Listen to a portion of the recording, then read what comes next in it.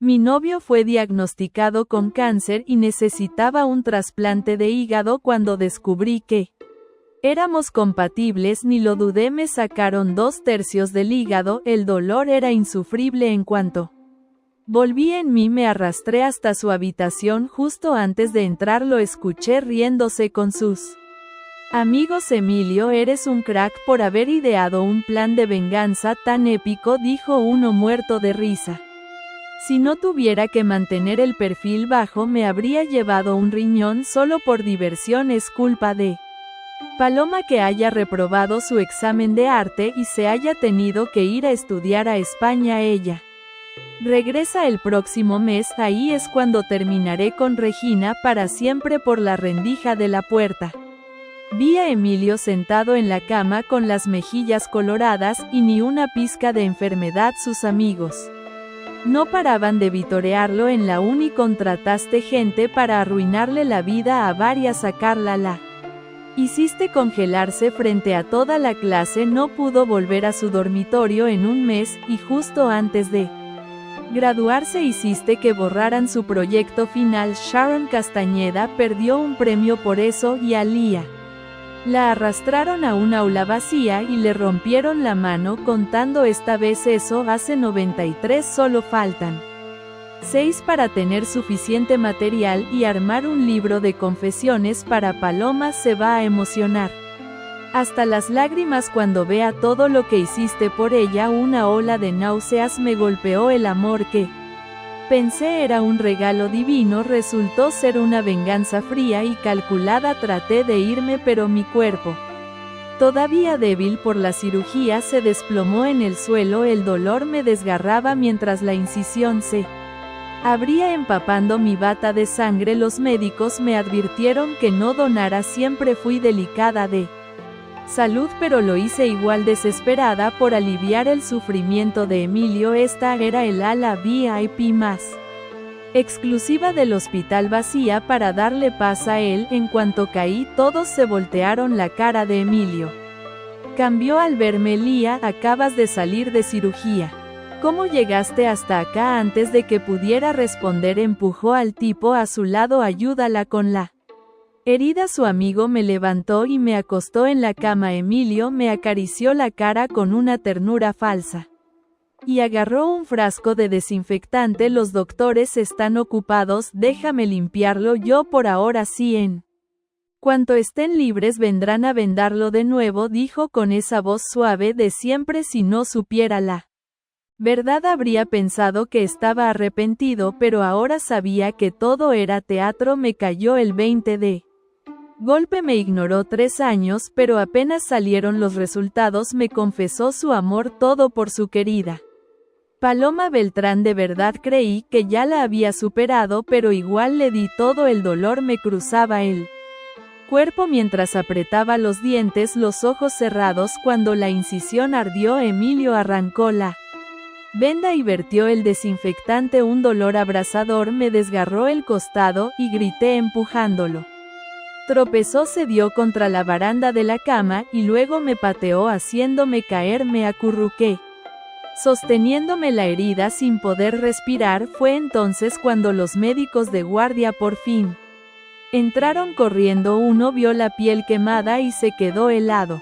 ¿Qué le hiciste? Esto es una quemadura cáustica, hidróxido de sodio.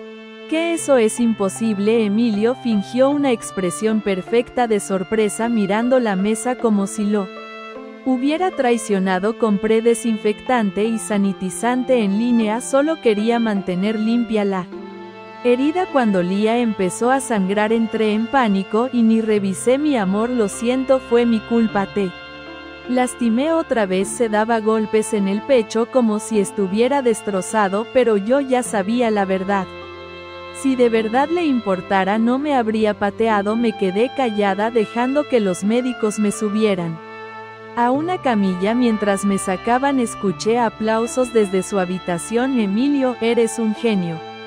Sabías que Lía vendría a verte y cambiaste el desinfectante por hidróxido de sodio. Esa infeliz se quemó. Apuesto a que le queda cicatriz de por vida. La vieron arrastrándose como perra por el suelo.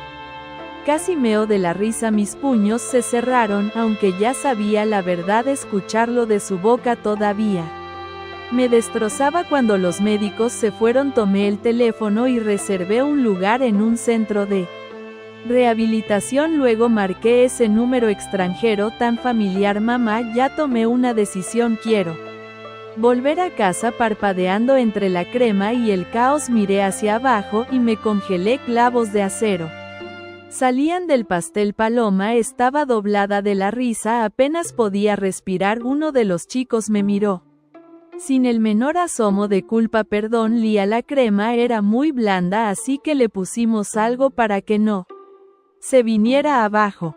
¿Quién iba a pensar que ibas a meter toda la cara como una cerda? Alguien murmuró algo de que parecía una puerca y todos se soltaron riendo. Otra vez me limpié la cara tragándome la rabia y me disponía a irme, pero Paloma no había terminado. Me agarró un puñado de pelo con los ojos brillando de placer y les hizo una señal a los demás. Lía está molesta, vamos a ayudarla a lavarse para que no vaya llorando con Emilio. Todos sonrieron como si fuera el chiste del año y se me vinieron encima. Un escalofrío de pánico me recorrió la espalda, no podía respirar. Cuando era niña me secuestraron y casi me ahogué cuando me metieron la cabeza al agua. Por no dejar de llorar desde entonces el agua me aterra por más que luche contra eso. Paloma me arrastró a la cocina, me inmovilizaron los brazos por detrás y metieron mi cabeza en el fregadero. El agua helada me dio de lleno y grité,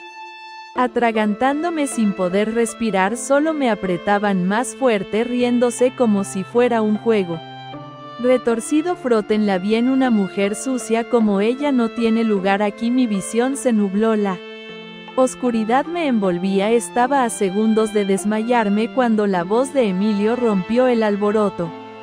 Basta, todos ustedes deténganse. Me soltaron como si se hubieran quemado y me desplomé en el suelo, tosiendo y temblando. Emilio se acercó apartándome el cabello empapado del rostro. Perdón, amor, debes estar aterrada. Le aparté la mano con voz ronca. Estoy bien. Ignorando su mirada herida me fui directo al dormitorio. Afuera sus amigos murmuraban, era solo una broma. Emilio, ¿por qué tan sensible? De repente la voz de Emilio bajó, tratando de mantenerse sereno. Lía le tiene pánico al agua desde niña.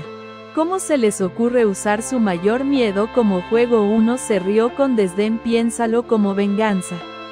Paloma está de vuelta. ¿No quieres estar con ella? Ya has hecho cosas peores antes.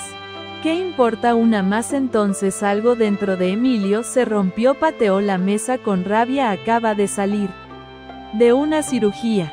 ¿Y si se le abre la herida? El rostro de Paloma se ensombreció. Lo miró con furia. Apenas han pasado 4 años y ya estás cambiando de opinión. Jamás, respondió de inmediato. Eres la única que he amado y eso no va a cambiar. Sus amigos aplaudieron animándolo. Emilio y Paloma están destinados. Si Lía no se hubiera metido, ustedes ya estarían juntos desde hace años, y ella sigue aquí sin vergüenza. Deberíamos darle una lección final, que aprenda que las malas acciones se pagan. Por ese accidente arruinó el examen de arte de Paloma. Es justo romperle las piernas también. Emilio vaciló. No, el cuerpo de Lía no aguantaría una herida así. Ahora silencio. Luego Paloma rompió en llanto. Emilio, me dijiste que salir con ella era solo venganza por mí. Ahora que estoy de regreso, ¿por qué la proteges tú? ¿Viste cómo quedó mi pierna? Solo quiero justicia. Es mucho pedir. Emilio se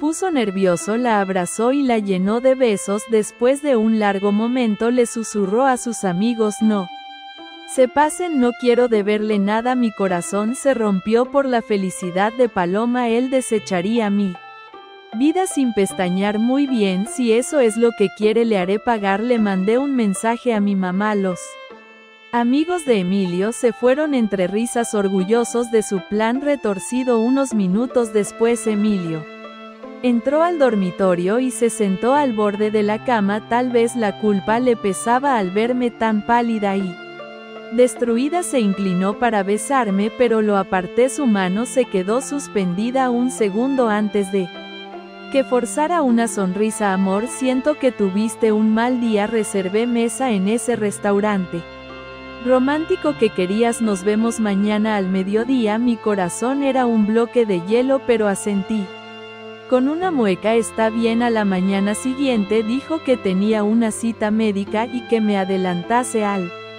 restaurante. Me dio las llaves del coche. Con voz baja le pregunté: Emilio, si tuvieras otra oportunidad, ¿me elegirías a mí? Algo brilló en sus ojos, arrepentimiento, pero solo sonrió y me despeinó. No pienses tanto, eres la única que he amado. Mientras se alejaba le devolví una sonrisa débil. Esa era su última oportunidad. Fui al garaje, subí al coche y encendí el motor. Salí del vecindario y tomé la autopista. El límite era de 100 km/h, pero ni lo noté. En la villa Emilio y sus amigos me seguían con binoculares. Justo antes de la última curva, en lugar de frenar, el coche aceleró. Las llantas chirriaban como uñas en una pizarra. Adentro, un micrófono oculto transmitía mi voz. Altavoz de la villa. ¿Qué pasa? El coche derrapa. Emilio, ¿dónde estás? Tengo miedo, no quiero morir. Reron a carcajadas, alimentándose de mi miedo. El coche perdió el control y se estrelló contra el guardarrail con un estruendo. Emilio lideró los aplausos. En cuanto llame le diré que todo terminó entre nosotros, pero algo cambió. Un humo espeso comenzó a salir del motor y en cuestión de segundos las llamas se alzaron antes de que pudieran reaccionar. El coche explotó, los restos volaron como metralla. Solo quedó una carcasa en llamas. No recuerdo exactamente cómo llegué allí, pero cuando abrí los ojos el techo blanco del hospital me cegó con acento agudo. Por un instante el pitido constante de las máquinas y el olor a desinfectante me devolvieron a la realidad. Mi cuerpo dolía, cada movimiento era una tortura, pero lo peor no era el dolor físico sino la traición que aún ardía en mi pecho. Lía, la voz de mi madre me sacó de mis pensamientos. Estaba sentada a mi lado con los ojos enrojecidos y una expresión de preocupación que intentaba ocultar. Mamá, intenté hablar, pero mi garganta estaba seca y áspera. Ella me ofreció un vaso de agua y me ayudó a beber. Luego, con voz suave, me dijo: estás en el Hospital General de Valencia. Te encontraron inconsciente cerca del coche, pero no hubo explosión. Alguien llamó a emergencias justo a tiempo. Valencia. Todo parecía un sueño, una pesadilla de la que no podía despertar. Recordé a Emilio, su sonrisa falsa, sus palabras envenenadas. Recordé a Paloma y sus amigos riendo mientras yo me desangraba por dentro y por fuera. Necesito salir de aquí, dije con determinación. Lía, necesitas descansar, has pasado por mucho. No mamá, necesito justicia. Mi madre me miró con tristeza pero asintió. Sabía que no podía detenerme. Semanas después me encontraba en una pequeña casa en las afueras de Valencia, propiedad de una amiga de mi madre. Allí, en la tranquilidad del campo, comencé a planear mi venganza. No sería impulsiva ni violenta, sería meticulosa, calculada y sobre todo devastadora. Contacté a Mariana, una antigua compañera de universidad que también había sido víctima de Emilio. Ella había perdido una beca por culpa de una acusación falsa que él había orquestado al principio.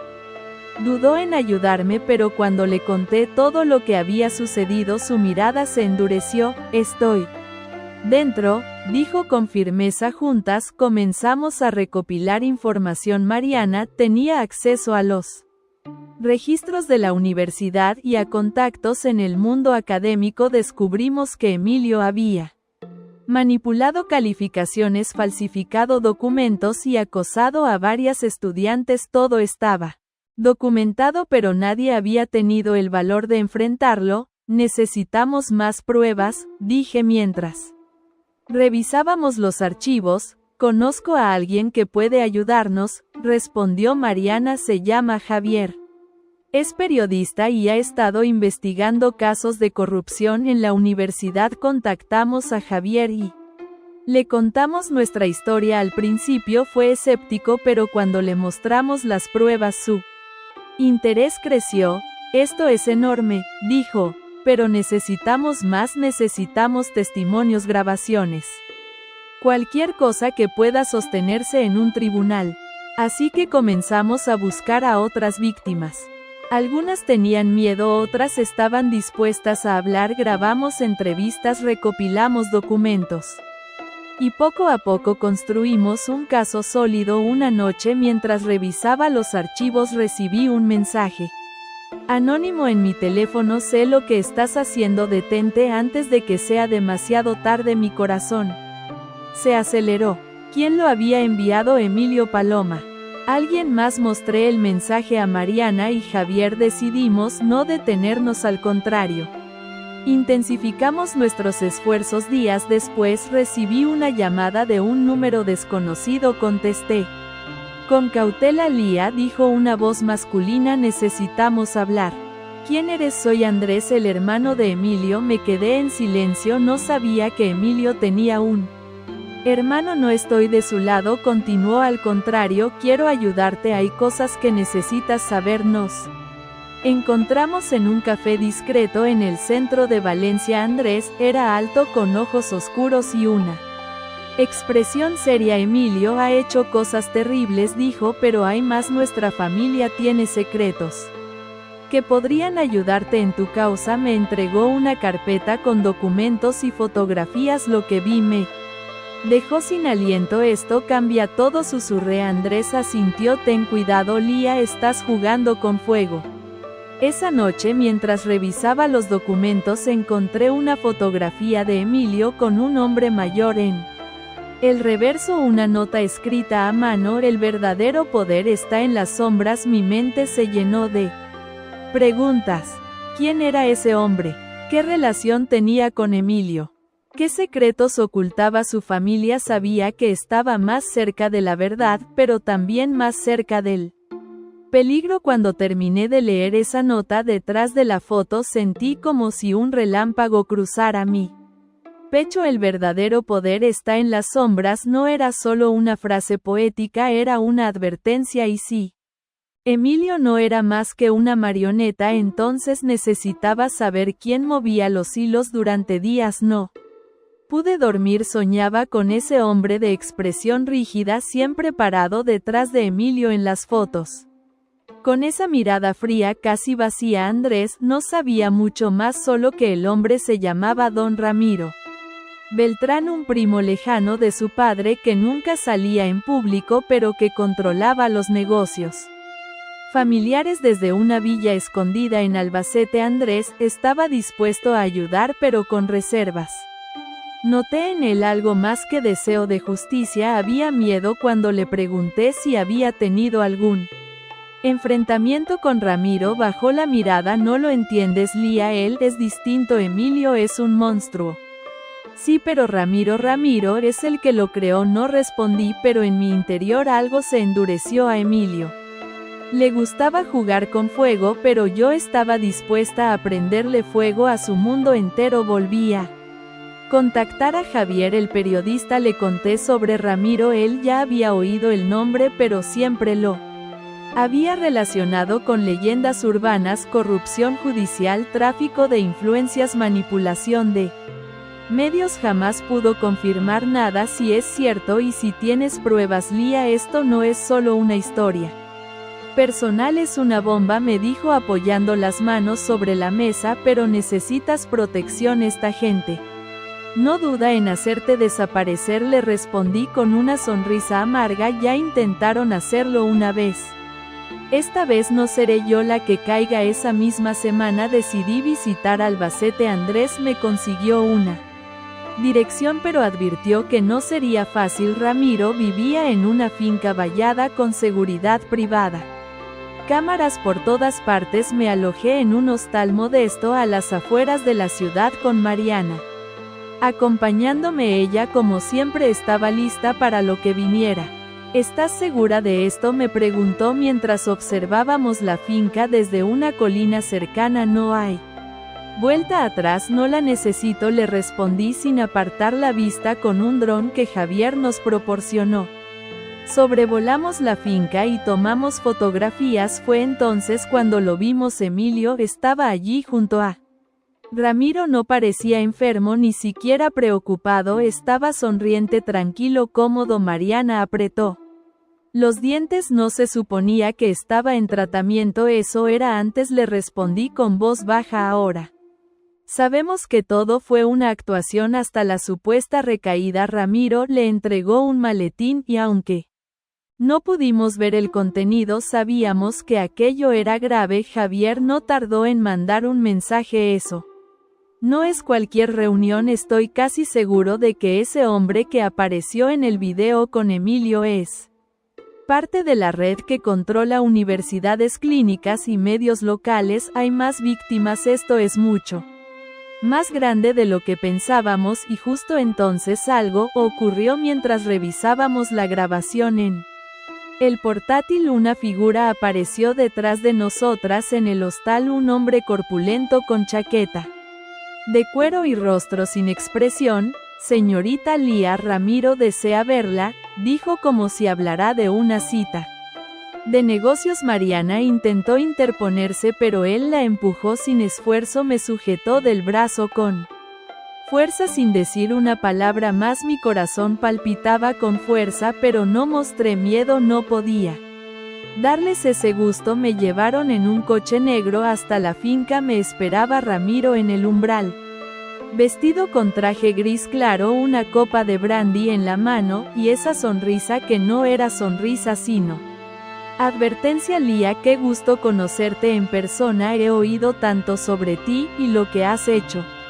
Impresionante, en serio, pero te has metido con gente muy peligrosa. No busco problemas, solo quiero justicia, respondí sin rodeos. Él rió, un sonido seco, casi mecánico. Justicia, eso es relativo, querida. ¿Sabes qué es lo que no es relativo? El poder. Se giró dándome la espalda y caminó hacia la terraza. Tú tienes talento, Lía, tienes agallas, y eso me gusta, por eso te traigo una propuesta. Deja todo esto, vuelve a tu vida, cierra la boca, y a cambio hizo una pausa dándose vuelta. Tendrás todo lo que quieras, dinero, seguridad, un nuevo comienzo, y si no acepto, entonces prepárate para perder más que un hígado. Lo miré a los ojos desafiándolo, no dije nada, pero en mi interior algo había cambiado. Ya no solo quería justicia, quería ver su mundo arder. Al regresar al hostal encontré a Mariana con la cara ensangrentada. La habían golpeado, una advertencia clara, pero mientras la ayudaba a limpiar la herida mi móvil vibró. Un número oculto, respondí. Lía, era una voz femenina temblorosa. Soy Carla, me enteré de lo que estás haciendo. Yo también fui una víctima de Emilio, y tengo algo que puede cambiarlo todo. Su voz se quebró. Pero tienes que venir a Zaragoza, no puedo hablar por teléfono. Y entonces supe que la verdadera guerra apenas comenzaba. El tren a Zaragoza salió temprano por la mañana. Apenas dormí esa noche. Mariana insistió en venir conmigo, pero no quería ponerla en más peligro. Su cara aún mostraba los hematomas de la paliza que recibió. Le dejé una nota en la mesa del hostal con una copia de los documentos que Andrés me había dado, y un mensaje simple: si no regreso en 3 días, envíalos a Javier. Zaragoza me recibió con un cielo plomizo, y un frío que se colaba por debajo del abrigo. Carla me esperaba frente a una pequeña cafetería en el barrio de Delicias. Estaba irreconocible, había perdido peso, su cabello estaba más corto, teñido de negro, y sus ojos llevaban el peso de alguien que había vivido con miedo por demasiado tiempo. Cuando me vio, corrió a abrazarme. Sentí su cuerpo temblar. Gracias por venir, susurró. Nos sentamos al fondo del local, lejos de las ventanas. Carla miraba a todos lados como si esperara que alguien la estuviera siguiendo. Lo que tengo no es solo Emilio, es sobre su padre y sobre lo que me hicieron antes de graduarme. Me entregó Una vieja libreta de tapas negras. Al abrirla descubrí recortes de periódicos, notas escritas a mano. Y un pequeño USB, eso tiene grabaciones de voz, me explicó Emilio. Grababa a sus víctimas siempre. Decía que le gustaba tener souvenirs emocionales, pero un día dejó una grabadora olvidada en mi dormitorio. La encontré y la copié antes de devolvérsela. Mi estómago se revolvió. ¿Qué hay en ellas? Confesiones, risas, detalles de cómo arruinaron la vida de cada chica, incluida una a la que nadie ayudó. Se suicidó en su segundo año y él se rió de eso. Dijo que le ahorró el trabajo. Tuve que taparme la boca para no vomitar. ¿Por qué no lo denunciaste? Carla tragó saliva porque al día siguiente mi proyecto de tesis fue borrado. Me acusaron de plagio y recibí una carta amenazando con hacerle daño a mi hermano pequeño. Si hablaba me destrozaron la vida, Lía, pero cuando supe que tú seguiste viva algo despertó en mí. Le prometí protegerla. Esa noche me alojé en una pensión barata cerca del centro. Me pasé horas escuchando los audios, cada uno era peor que el anterior. Risas, nombres, fechas, estrategias para humillar, manipular, destrozar. El tono de Emilio era siempre el mismo, burlón, calculador, arrogante. En uno de los audios, una voz que no reconocía decía: Paloma no puede saber esto, si se entera se irá para siempre. Y Emilio respondía: no se va a enterar, todo esto es para ella. Cada lágrima de esas, cada grito, cada cicatriz es mi carta de amor. Apreté los puños hasta que me dolieron. No era solo venganza, era perversión, era culto a la crueldad. De repente en otro audio una voz femenina habló. Su acento era distinto, más suave, más lejano. Emilio, te dije que esto se saldría de control, no es lo que prometiste. Cállate, Aitana, no estás aquí para tener escrúpulos. Aitana, un nuevo nombre, y no era víctima, era cómplice. Busqué entre los documentos de Carla, y encontré una mención: Aitana Bermejo, antigua asistente académica de la facultad, desaparecida desde hacía 2 años. ¿Dónde estaba Aitana ahora y qué sabía? Decidí buscarla. Llamé a Mariana y le pedí que investigara. Al día siguiente me respondió con voz alterada: Lía, encontré a Aitana, vive en un convento en Cuenca. Se retiró del mundo tras un intento de suicidio. Mi cuerpo se estremeció. Puedes llevarme allí, sí, pero tienes que saber algo. Hay rumores de que no está bien, que a veces habla sola, que cree que alguien la vigila todo el tiempo. Aquel mismo día volvimos a encontrarnos en Valencia y partimos hacia Cuenca. El viaje fue silencioso, cada una perdida en sus pensamientos. Cuando llegamos al convento nos recibió una monja anciana que nos miró con severidad. Aitana no habla con nadie, está en penitencia. No venimos a juzgarla, respondí, solo queremos escuchar la verdad. Para detener a quienes la empujaron al borde, la monja nos condujo a una pequeña sala donde una figura sentada junto a una ventana miraba al horizonte. Era Aitana, su cabello era gris prematuro y sus manos temblaban al sostener un rosario. Cuando me vio sonrió levemente. Eres Lía, ¿verdad? Asentí. Pensé que estabas muerta. No, estoy viva, y tú también. Necesito tu ayuda. Aitana bajó la cabeza como si aquello le doliera. He cargado con este peso por años. Emilio me pagaba, me decía que todo era por amor. Yo creí en él, pero luego vi que hacía, y cuando quise irme me amenazó. Se levantó con esfuerzo y abrió una caja escondida bajo la cama. Dentro había cartas, fotos y una agenda vieja. Aquí están los nombres, todas las chicas que él destruyó, todas sus historias. Si vas a hacer algo, hazlo bien. Tomé la agenda con manos temblorosas. Aitana me abrazó. Lía, hazlos pagar, no por mí, por todas nosotras. Salimos del convento al anochecer con la luna iluminando la carretera. Al subir al coche Mariana me miró con preocupación. ¿Estás lista para la guerra? No estoy lista para ganarla, pero antes de encender el motor mi teléfono sonó un número desconocido. Contesté. Hola. Una voz grave masculina respondió: si publicas eso, Carla, no verá el amanecer. Me quedé helada. ¿Qué dijiste? Ya sabes lo que hay que hacer. Nos vemos en Madrid sola o se acabó. Miré a Mariana. No podíamos parar ahora. Madrid siempre me pareció una ciudad con ritmo propio, calles que respiran prisa, luces que no descansan, gente que se cruza sin mirarse. Pero esa noche cuando llegué sola a la estación de Atocha, la ciudad me pareció un monstruo dormido listo para devorarme si cometía un solo error. El mensaje era claro: si no aparecía Carla, moriría. Mariana, por más que insistí, no pudo acompañarme. Le dejé las grabaciones, la agenda de Aitana y un número de Javier. Le dije que si algo me pasaba tenía que ir a la prensa, no a la policía, a la gente. Solo la luz podía vencer tanta oscuridad. El punto de encuentro era el edificio abandonado de un antiguo teatro en Lavapiés. Al llegar el silencio era espeso, la puerta estaba entreabierta. El corazón me latía con tanta fuerza que me dolía el pecho. Adelante, dijo una voz desde la oscuridad. Entre un foco solitario iluminaba el escenario en el centro, Carla atada a una silla con una venda en los ojos. Frente a ella Emilio. Su mirada era la misma de siempre, esa arrogancia disfrazada de encanto.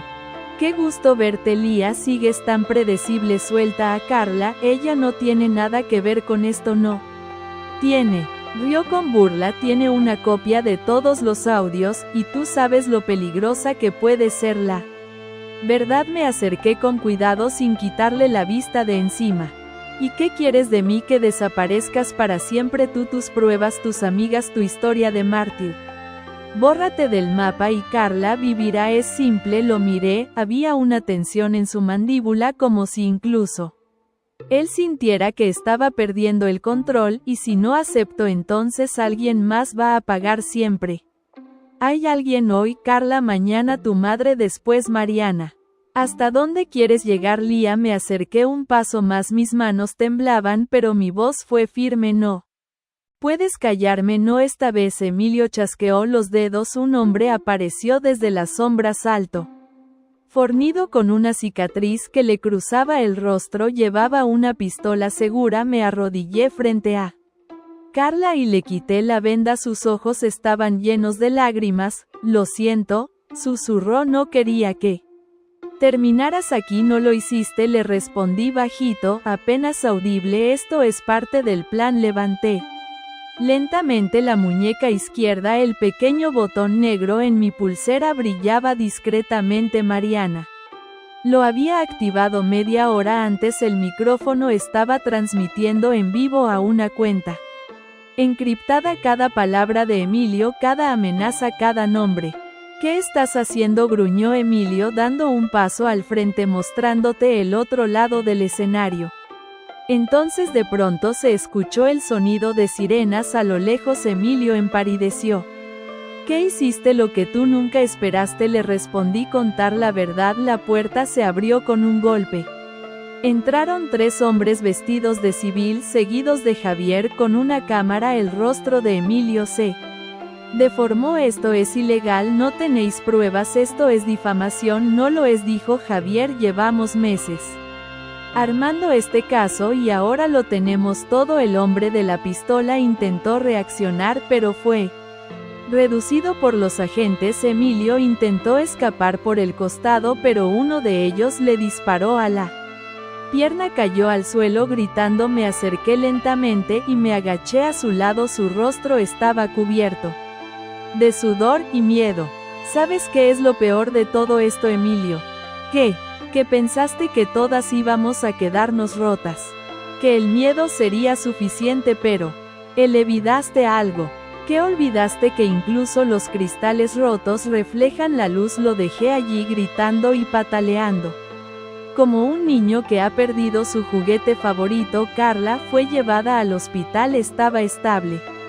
Mariana, al enterarse, no pudo contener el llanto. Javier publicó la primera parte del reportaje. Esa misma noche las redes explotaron. Medios nacionales retomaron el caso. El nombre de Emilio Beltrán Quedó manchado de por vida, pero la victoria no estaba completa. Un día después Javier me entregó un sobre esto. Llegó esta mañana sin remitente. Dentro había una foto, yo caminando por una calle de Zaragoza. La fecha era del día anterior. Al reverso un mensaje escrito con tinta roja: esto no ha terminado. Ramiro, te observa. Mi cuerpo se tensó. La cabeza de la serpiente aún respiraba. Pensé que con Emilio arrestado las cosas comenzarían a calmarse, pero no. Esa foto cambió todo. Saber que Ramiro aún me vigilaba me dio una sensación asfixiante, como si cada paso que daba fuera seguido por un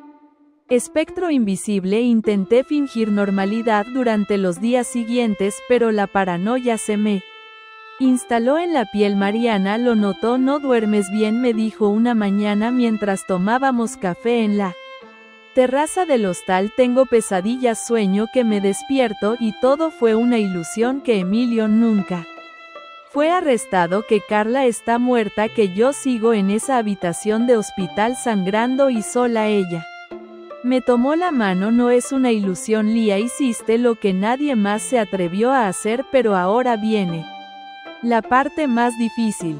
¿Cuál? Sobrevivir a las consecuencias. Javier y su equipo trabajaban sin descanso. El material que recopilamos se convirtió en una serie documental que explotó en las plataformas digitales. Se multiplicaron los testimonios: mujeres, estudiantes, excompañeras de Emilio, trabajadoras del hospital donde fingió su enfermedad. Todas tenían una historia y todas coincidían en una cosa: Emilio no era un monstruo solitario, era un producto de algo mucho más grande, y ese algo tenía nombre: Ramiro Beltrán. Intentamos seguirle el rastro, pero Ramiro era como un fantasma. No tenía cuentas a su nombre, no aparecía en redes sociales, ni siquiera tenía una dirección fiscal registrada. La única pista sólida era su finca en Albacete, pero cuando las autoridades llegaron la propiedad estaba vacía. Había sido desmantelada en menos de 24 horas, todo rastro desaparecido, pero no completamente. Una noche, mientras organizaba los correos electrónicos recibidos por la plataforma anónima de denuncias que Javier había creado, encontré un mensaje distinto a los demás: sin asunto, sin remitente. Yo era su contadora. Sé dónde guarda lo que más teme perder, pero no puedo enviarlo. Tienes que venir. Adjuntaba una ubicación: un antiguo monasterio reformado cerca de Segovia. No lo pensé dos veces. No irás sola, me dijo Mariana con firmeza. Necesito hacerlo. Si hay alguien dispuesto a hablar, tengo que estar cara a cara. No puedo mandar a otra persona. No otra vez. Entonces voy contigo. El viaje a Segovia fue silencioso. La carretera parecía estirarse eternamente bajo un cielo cubierto. Llegamos al monasterio al anochecer. Una mujer de unos 50 años nos recibió en la entrada. Su cabello estaba recogido en un moño bajo y sus ojos eran profundos, como si guardaran décadas de secretos. Me llamó Adela, dijo. No tengo mucho tiempo. Si Ramiro sospecha que hablé, no sobreviviré. Nos condujo a una habitación oculta tras una biblioteca antigua. Allí, en una caja fuerte pequeña, sacó carpetas, pendrives y fotografías. Estos documentos son el corazón de su red, nos explicó. Aquí están los nombres de los jueces que silenciaron casos, los médicos que falsificaron diagnósticos, los inversores que blanquearon dinero en clínicas privadas. Emilio era un peón, uno mimado, pero peón al fin. ¿Por qué lo haces ahora?, pregunté. Porque no quiero morir sabiendo que fui parte de esto. Vi lo que te hicieron, vi cómo Emilio celebraba tus cicatrices como trofeos y no dormí más desde entonces. Adela nos ayudó a digitalizar todo durante 2 días. Mariana y yo trabajamos encerradas en una pequeña habitación escaneando, codificando, armando el rompecabezas. Cuando terminamos enviamos una copia completa a Javier. El contenido era explosivo, pero también firmaba nuestras sentencias esa noche. Mientras dormíamos en una pensión a las afueras del monasterio, alguien arrojó una piedra por la ventana. El cristal se hizo añicos. Atada a la piedra había una nota: la próxima no fallará, sal de España si quieres vivir. Mariana me miró con lágrimas en los ojos. Nos quieren muertas, Lía, y eso significa que estamos cerca. Javier publicó un adelanto del nuevo reportaje: los nombres, las conexiones, el mapa de corrupción. En menos de una hora la policía recibió órdenes de investigar a 5 funcionarios de alto nivel, pero entonces ocurrió algo inesperado. La web del medio fue hackeada, todos los videos desaparecieron, las cuentas fueron congeladas. Javier desapareció durante 12 horas. Cuando lo encontraron estaba inconsciente en su coche con una nota en el pecho: no volverás a publicar nada. La rabia que sentí fue abrumadora. Me encerré en el baño de la pensión y lloré por primera vez en semanas. Grité, golpeé la pared, me desplomé en el suelo. Entonces sonó mi teléfono. Era una llamada de número oculto. Contesté con voz rota. ¿Qué quieres ahora, Lía? Soy Aitana. Mi corazón se detuvo. ¿Estás bien? No, escúchame, Ramiro no huyó, está aquí en Madrid, pero no por mucho tiempo, y si no actúas, ya nunca volverás a encontrarlo. ¿Dónde? En el Palacio del Prado. Tiene una galería falsa en el sótano, un lugar donde guarda todo, incluido un video que cambiará todo. ¿Qué video? Uno de Paloma, uno que puede destruirlos a todos. La llamada se cortó. Me quedé temblando. Con el teléfono en la mano, había llegado el momento de entrar en la boca del lobo. La mañana siguiente me pareció irreal. El sol se filtraba por las cortinas de la pensión como si el mundo siguiera girando con indiferencia, ignorando el hecho de que en pocas horas estaría cara a cara con el origen de todo. Me levanté sintiendo el estómago revuelto, pero no era miedo, era decisión, era furia contenida. Mariana me miró desde la mesa con los ojos rojos por no haber dormido. ¿Estás segura de esto? El Palacio del Prado. Si algo sale mal no podremos sacarte. Ya no se trata solo de mí, le respondí mientras abotonaba la camisa negra que elegí para ese día. Hay demasiadas mujeres destruidas, demasiadas vidas aplastadas por ese hombre. Si hay una última carta que jugar, tiene que ser ahora. Entonces no vas sola. Sí, Mariana, esta vez sí. Si me pasa algo, tú eres quien debe sacar los videos, los documentos, todo. Ya sabes cómo hacerlo, prométemelo. Ella apretó los labios negando con la cabeza, pero al final, con la voz temblando, dijo: lo prometo, pero vuelve, no me dejes sola en esta. El Palacio del Prado es una joya arquitectónica llena de turistas y arte, pero lo que yo buscaba no estaba en los salones de Goya o Velázquez. Aitana me había dicho que tras una de las galerías privadas en un sótano restringido al público, Ramiro había instalado una colección secreta, un museo del horror camuflado bajo el lujo. Me hice pasar por una restauradora freelance. El contacto que Mariana tenía en el archivo del museo me proporcionó una credencial falsa. El corazón me latía a 1000 mientras cruzaba los pasillos fingiendo normalidad. Un guardia me detuvo al acercarme a la zona restringida. Autorización. Le mostré el documento. Lo miró durante unos segundos eternos, luego asintió y me dejó pasar. Descendí por unas escaleras estrechas y húmedas. El olor a antigüedad mezclado con desinfectante me dio náuseas. Al fondo, una puerta metálica sin cerradura visible. Busqué el teclado numérico que Aitana me había descrito. Introduje el código 2847, un sonido seco confirmó que la puerta se había desbloqueado. Lo que encontré del otro lado me dejó sin aliento. Era una sala oscura con vitrinas iluminadas donde no había arte sino recuerdos robados, collares, fotografías, cartas escritas por víctimas, grabaciones en DVD rotulados con nombres de mujeres. En la pared una pantalla y sobre la mesa un reproductor encendido con un único archivo: Paloma, confesión final, MP4. Mis manos temblaban al presionar play. La imagen apareció. Era Paloma más joven en una habitación.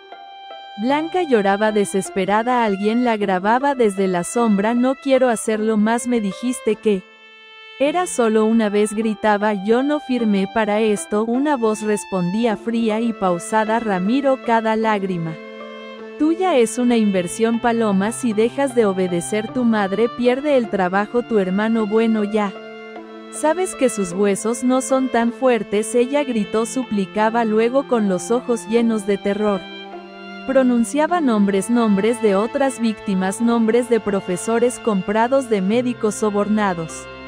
Incluso el nombre del rector de la universidad. Apagué la grabación. Aquello era suficiente para hundir a medio país. Escuché pasos detrás de mí. Giré de inmediato con el corazón en la garganta. Ramiro estaba más viejo que en las fotos, pero igual de imponente. Su traje gris impecable, su andar sereno. Me observó sin pestañear. Sabía que vendrías. Siempre fuiste la más peligrosa. Lo que tienes aquí es enfermizo. No es enfermedad, Lía, es control, es historia. Esta sala es mi legado. Entonces tu legado morirá contigo. Saqué el móvil y activé la transmisión en vivo a través de la cuenta protegida que Mariana y yo habíamos preparado. Apunté directamente a su rostro. ¿Sabes qué es esto, Ramiro? Es el fin. Él no se inmutó. No lo creo. Chasqueó los dedos. 3 hombres irrumpieron por la puerta armados. Me arrastraron fuera de la sala, rompiendo el móvil en el proceso. Ramiro caminó detrás tranquilo. Podría matarte ahora mismo, dijo, pero hay algo mejor. Me arrojaron dentro de una celda subterránea de concreto, oscura, húmeda. Nadie te buscará aquí y cuando desaparezcas del todo serás una mártir más, una historia más que se olvidará en semanas. Cerró la puerta con un golpe. Oscuridad, silencio, el sonido de mi respiración acelerada, pero no estaba acabada. Sabía que Mariana tenía una copia de todo, que Javier, si seguía vivo, sabría qué hacer. Y entonces, horas más tarde, mientras el frío me calaba los huesos, escuché pasos sobre mi celda, golpes, gritos. La puerta se abrió de golpe. Una linterna me cegó con acento agudo. Lía, soy yo. Mariana la vi jadeando con la cara sucia y los ojos llenos de lágrimas. Detrás de ella, Javier y 2 agentes de policía armados. Te seguimos por GPS. Sabíamos que Ramiro no dejaría esto así, gritó Javier. Lo tenemos todo. Mariana me abrazó con fuerza. Nunca había sentido algo así, ni siquiera cuando sobreviví a la cirugía, ni siquiera cuando escapé del coche. Habíamos ganado una batalla, pero sabíamos que aún quedaban muchas más. Y mientras subíamos por las escaleras, una explosión sacudió el subsuelo. Ramiro había activado el sistema de autodestrucción. Los documentos, los recuerdos, la sala secreta, todo desapareció entre llamas, pero no.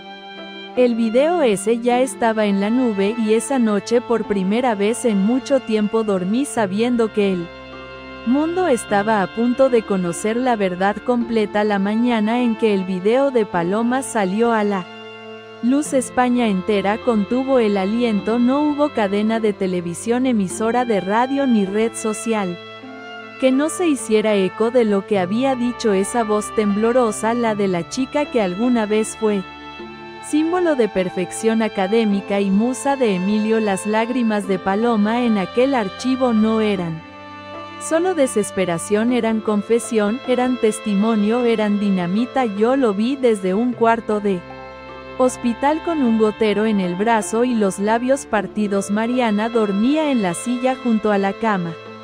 Agotada, Javier estaba al pie de la cama leyendo los titulares en voz alta con una mezcla de asombro y victoria. El rector renunció. 3 ministros están bajo investigación. 2 clínicas privadas fueron clausuradas esta madrugada. Y hizo una pausa. Paloma está en paradero desconocido. No dije nada. Cerré los ojos y respiré hondo. Aquel era solo el principio. El video causó un efecto dominó. Las víctimas Silenciadas por años, comenzaron a hablar, las redes sociales se llenaron de sus historias. Estudiantes, pacientes, empleadas de instituciones que Ramiro había tocado con sus tentáculos. Invisibles mujeres que hasta ese momento no habían encontrado el valor para nombrar su dolor. Los medios bautizaron el fenómeno como la caída del Imperio Beltrán, pero yo sabía que los imperios no caen en silencio. Aitana desde el convento me envió una carta escrita a mano. Decía: el pecado de la omisión es el que más me pesa. Pero ahora sé que mi voz también cuenta. Gracias por despertar en todas nosotras lo que él intentó destruir. Lloré al leerla, no por mí, sino por todas las otras Lías que aún no sabían que podían levantarse. Ramiro fue arrestado 2 días después. Intentó huir a Marruecos con documentación falsa, pero lo capturaron en el aeropuerto de Barajas. Su rostro, hasta entonces oculto para la opinión pública, ocupó todas las portadas. Su caída fue más estruendosa que la de Emilio. Esto no se termina con un juicio, dijo Mariana mientras observábamos el noticiero. Va a intentar destruirte desde dentro. Él no cree en cárceles, cree en silencios. Entonces haremos ruido. Le respondí, y así fue con Javier. Comenzamos a preparar una serie documental completa, no solo Emilio y Ramiro, sino sobre todo el sistema de poder que permitía que personas como ellos existieran. Las universidades, los hospitales, las estructuras familiares tradicionales que enseñaban a callar. El país estaba listo para escuchar, las mujeres estaban listas para hablar, pero había un cabo suelto. Paloma, una mañana recibí un sobre sin remitente, dentro una carta escrita a mano, y una foto en la imagen. Paloma sentada en lo que parecía ser un monasterio en Galicia, mirando al mar. En la carta solo 3 frases: perdóname si puedes, yo también fui prisionera, no quiero seguir huyendo. La quemé sin decirle nada a nadie, porque el perdón, aunque poderoso, no era obligatorio. El juicio fue televisado. Emilio se presentó con una expresión serena, como si aún creyera que podía salirse con la suya, pero cada vez que una víctima subía al estrado y contaba su historia, su máscara se agrietaba un poco más. Yo fui la última en testificar. Subí con el corazón latiendo fuerte, pero con la columna recta. Mi nombre es Lía Martín, y no estoy aquí solo para contar lo que me hicieron, estoy aquí para que no se olviden, para que ninguna otra chica tenga que arrastrarse ensangrentada por un pasillo. Para que la próxima vez alguien escuche antes de que sea tarde. El silencio en la sala era absoluto. Hasta el juez tenía los ojos húmedos. Cuando bajé sentí un peso salir de mi espalda. El veredicto fue claro: culpables de conspiración, abuso de poder, agresión, manipulación de expedientes, coacción. Culpables por cada lágrima, por cada cicatriz. Ramiro fue sentenciado a 30 años, Emilio a 20. Sin posibilidad de reducción. Algunos de sus cómplices también fueron condenados, otros huyeron, pero ya no podían esconderse. Una semana después del juicio fui a la tumba de la chica que se había quitado la vida en segundo año. Dejé allí una carta: te juro que no fue en vano, susurré, lo que te hicieron ya no es un secreto, tu historia es parte de la nuestra, y ahora nos pertenece. Al levantarme para irme mi móvil vibró. Era Mariana. Lía, no vas a creer esto, han encontrado una cuenta bancaria secreta de Ramiro, hay millones, y parte está a nombre de Paloma. Mi cuerpo se tensó. ¿Dónde está? Dicen que alguien la vio en Portugal, pero no está claro. Lo que sí se sabe es que el dinero ha empezado a moverse. ¿Y si no huyó? ¿Cómo?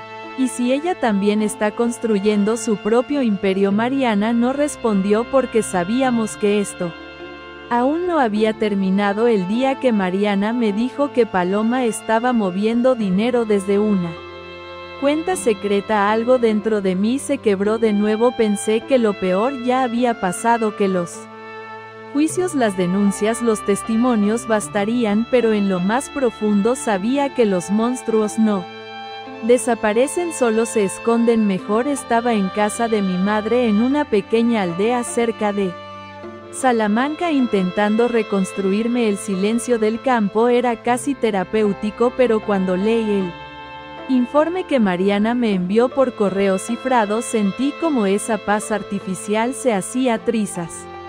Paloma no solo tenía acceso a la cuenta, estaba usando el dinero para contratar consultores legales, comprar propiedades discretas en Portugal y contactar con antiguos conocidos del círculo de Ramiro. Era como si su caída hubiese sido un simple paso atrás para dar un salto más grande. La pregunta ya no era ¿qué hizo?, sino ¿qué van a hacer ahora? ¿Vas a dejarla libre otra vez?, me preguntó Mariana por videollamada, porque si no haces nada volverá, y esta vez con más poder. No, respondí, no voy a dejar que se convierta en la próxima Ramiro. Mariana me observó en silencio unos segundos. ¿Tienes un plan, verdad? Sí, pero necesito tu ayuda. Volví a Madrid bajo identidad falsa. Había aprendido a moverme con cuidado. La notoriedad de los meses anteriores se había diluido lo suficiente como para que pasara desapercibida. Si era inteligente, me reuní con Javier en una librería escondida de Lavapiés. Llevaba barba, gafas oscuras y el rostro más cansado que nunca. ¿Estás segura de que quieres seguir con esto?, preguntó mientras hojeaba un libro de Saramago sin realmente leerlo. No tengo elección, ella no terminó, y si vuelve a tejer su red, todo lo que hicimos no servirá de nada.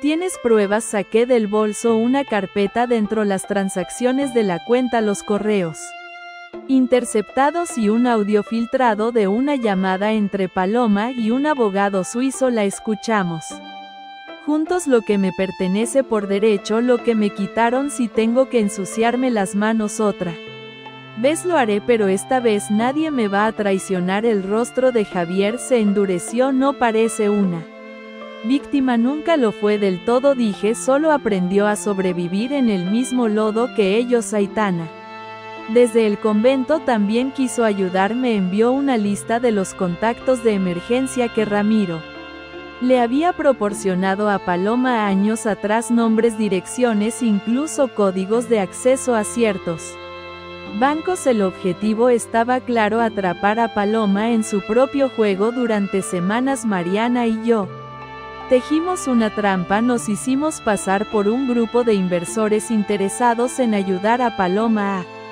lavar su imagen y establecer una nueva fundación para mujeres en situación vulnerable. Usamos documentos falsos, referencias creadas por Javier y contactos del extranjero. Paloma mordió el anzuelo. Me halaga que crean en mi visión, dijo en una videollamada. Su rostro era distinto, más frío, más calculador, su tono perfectamente medido. Pero este proyecto solo funcionará si confían completamente en mí, por eso queremos una reunión personal, dije yo, modulando la voz, en Lisboa. Tenemos todo preparado. Hubo una pausa, luego una sonrisa casi imperceptible. De acuerdo, Lisboa.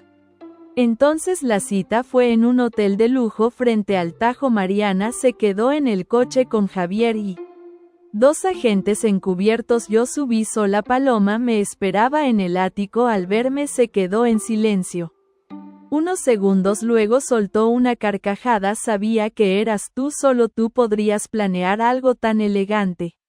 Y tú tan arrogante, no podías resistirte. Nos sentamos frente a frente. La tensión era espesa como la niebla sobre el río. ¿Por qué, Paloma? Podrías haberte ido, podrías haberte librado de todo. ¿Por qué volver? ¿Librarme de qué?, respondió ella, de un pasado que no elegí, de ser usada por Ramiro, y luego exhibida por ti como un trofeo roto. No, Lía, yo no soy víctima, nunca lo fui. Aprendí a dominar las reglas del juego y tú solo me diste una razón para jugar mejor. Esto no es un juego. No, pues parece que vamos ganando algunas. Me levanté en ese momento. Mariana entró con los agentes. Paloma se puso de pie de inmediato, retrocediendo un paso. Estás arrestada, dijo el oficial, por fraude financiero. encubrimiento de crímenes y colaboración con red criminal, no pueden probar nada, escupió Paloma O. Sí podemos, respondí mientras sacaba un pendrive incluido el desvío de fondos que hiciste hace 3 días.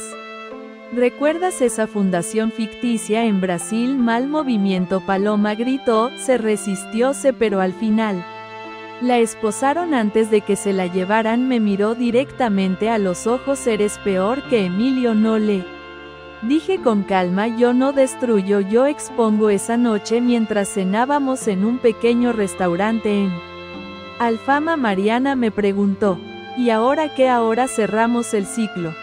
¿Cómo? Reuniéndonos con todas las que sobrevivieron, las que hablaron, las que aún tienen miedo. Es hora de escribir algo más grande que una venganza, un libro, una fundación con nuestro nombre, con nuestras reglas, con nuestra historia. Brindamos en silencio, pero al volver al hotel encontré un sobre bajo la puerta. Dentro solo una frase: Ramiro tenía un hijo que nadie conocía, y él quiere respuestas. Nunca pensé que esas palabras podrían helarme la sangre más que todo lo que ya habíamos vivido. Ramiro tenía un hijo que nadie conocía y él quiere respuestas. Era como una maldición que se regeneraba, un legado de oscuridad que no quería morir. El sobre no tenía remitente, solo esa frase escrita con tinta negra en una caligrafía firme, limpia como una advertencia pulida. Lo mostré a Mariana mientras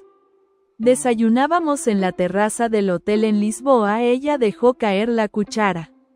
¿Crees que es real a estas alturas, Mariana? Lo que no creamos suele ser lo más peligroso, y si es una trampa más, entonces tendremos que entrar en ella antes de que lo haga alguien más. Durante semanas investigamos sin descanso. Javier, que se había quedado en Madrid coordinando la publicación del libro, y la fundación, nos ayudó a cruzar registros de nacimiento, adopciones ilegales, transferencias privadas vinculadas a Ramiro. Fue Aitana quien desde el convento nos dio la pista definitiva. Una vez escuché a Ramiro hablando por teléfono. Dijo que el chico estaba en Córdoba, que lo mantenían alejado por seguridad. Córdoba, una ciudad donde Ramiro tenía negocios inmobiliarios, pero también un orfanato cerrado hace años por sospechas de negligencia institucional. ¿Y si el hijo creció allí bajo otro nombre?, planteó Mariana. ¿Y si Ramiro lo preparaba como su sucesor? La idea me revolvía el estómago. Viajamos a Córdoba bajo identidades falsas. Nos alojamos cerca del casco antiguo usando una red de vigilancia ciudadana que Javier había armado con antiguos estudiantes de periodismo, gente joven con hambre de verdad. Allí descubrimos un nombre: Adrián Echevarría, joven empresario emergente sin pasado familiar. Registrado en menos de 3 años, había levantado una cadena de clínicas privadas en el sur del país. Los rumores sobre su brutalidad en los negocios eran numerosos. Nadie sabía mucho sobre él, pero todos sabían que no era alguien a quien desafiar. Una tarde lo vimos salir de un centro médico. Mariana me miró con los ojos abiertos como platos. Es igual a Ramiro. No era solo parecido físico, era la forma en que caminaba, la expresión de superioridad, el modo en que saludaba a los empleados sin mirarlos. El mismo molde. Otra generación. Esa noche dejamos una carta para Adrián en su oficina. Queremos hablar, sabemos quién eres y sabemos lo que estás construyendo. Si no respondes, hablaremos nosotros primero. Lo firmamos simplemente con una inicial. Tardó en contestar. 2 días después una nota nos esperaba en la recepción del hotel. Mañana 20 Celebo, Plaza de la Corredera. Sola. Mariana quiso acompañarme, pero esta vez fui yo quien dijo no, no porque no la necesitara, sino porque ya había entendido que algunas sombras se enfrentan una a una. La plaza estaba tranquila al anochecer. Las luces de los bares iluminaban los soportales con un brillo cálido. Me senté en un banco, esperé y él apareció. Adrián se sentó a mi lado sin mirarme. No pensé que alguien se atrevería a pronunciar Ese nombre otra vez. No pensé que Ramiro tuviera un hijo fuera del infierno. Sonrió. No era un padre. Era un planificador. Me diseñó para continuar su legado. Me educó con miedo, con frialdad. No me dio amor, me dio herramientas, pero también me dio una elección. ¿Y cuál fue tu elección? Observar, esperar, ver cómo alguien más derrumbaba su imperio. Lo miré por fin. Sus ojos eran negros, impenetrables. Entonces, no estás aquí para vengarte. No. Entonces, ¿qué quieres? Quiero saber por qué lo hiciste. ¿Por qué fuiste tú y no otra? ¿Qué te hizo diferente? Respiré hondo. No esperaba esa pregunta porque yo no tenía nada que perder y cuando te quitan todo, hasta el miedo se transforma. Adriana sintió lentamente. Tengo documentos, pruebas de lo que hizo antes de conocerte, cosas que nadie ha visto, pero si las publico caerán más inocentes que culpables. ¿Qué quieres hacer con ellos? Quiero que los cuides tú. Me giré hacia él. ¿Estás hablando en serio? Sí, porque tú ya probaste que sabes usar la verdad sin convertirla en un arma ciega. Me entregó un sobresellado, dentro un USB y una carta. Lee primero la carta, luego decide. Se levantó. ¿Y tú qué harás ahora? Desaparecer como siempre, pero no del todo. Lo vi alejarse como una sombra que se diluye en la noche. Esa madrugada abrí la carta. Lía, no soy como él, pero tengo su sangre. Lo único que puedo hacer con ella es dártela para que limpies lo que él manchó. No me busques, no vuelvas atrás. Gracias por haber hecho lo que yo nunca pude. El archivo del USB era inmenso. Nombres de políticos, empresarios, manipulaciones internacionales, todo lo que Ramiro guardó para destruir. Si el mundo se volvía contra él, y ahora todo estaba en mis manos, pero no sabía aún si publicarlo todo. Porque la verdad es poderosa y también puede destruir más de lo que salva. Esa fue la noche en que comprendí que la justicia no era una línea recta, era un laberinto, y yo aún estaba dentro. El sobre con los documentos de Adrián se convirtió en una sombra constante sobre mi escritorio durante días.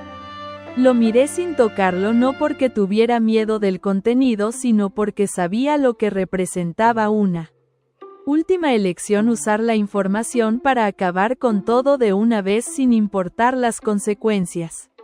O dejar que el pasado se entierre por sí solo. Fue Mariana quien me obligó a decidir. Lía, tú no comenzaste esta guerra para dejarla a medias. Su USB es el cierre para ti, para todas. La miré largo rato, luego abrí el archivo. 3 meses después, el libro fue publicado. Testigo de Cristales se convirtió en un fenómeno. No era solo mi historia, era la historia de Carla, de Aitana, de Mariana, de las que hablaron y de las que nunca pudieron hacerlo. Cada página era un testimonio, una herida cicatrizada, una batalla ganada. La fundación que creamos, Cristales que Resisten, fue inaugurada en Valencia, justo donde todo había comenzado. A la ceremonia asistieron más de 300 personas, mujeres de todo el país, periodistas, activistas, incluso jueces. Nadie se atrevió a sabotearlo porque ahora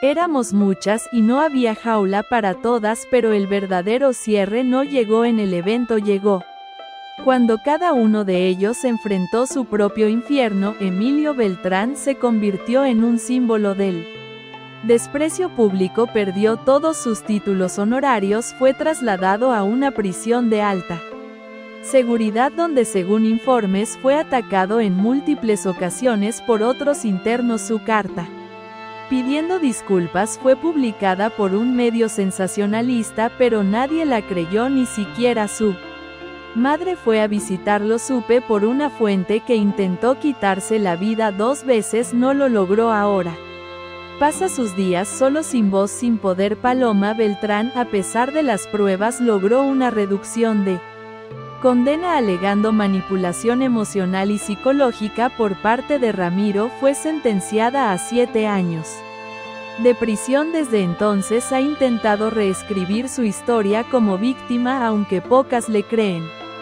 Recientemente envió una solicitud para colaborar con nuestra fundación desde prisión. Mariana la Rompió sin mirarla. Yo no dije nada. A veces el perdón no es la respuesta, a veces el silencio es más. Justo Ramiro Beltrán murió en su celda semanas antes de su primera audiencia oficial, un infarto. Dijeron nadie lloró por él, nadie reclamó su cuerpo, fue enterrado en una tumba sin nombre en un cementerio estatal. Su muerte dejó más preguntas que respuestas, entre ellas una que nunca sabremos.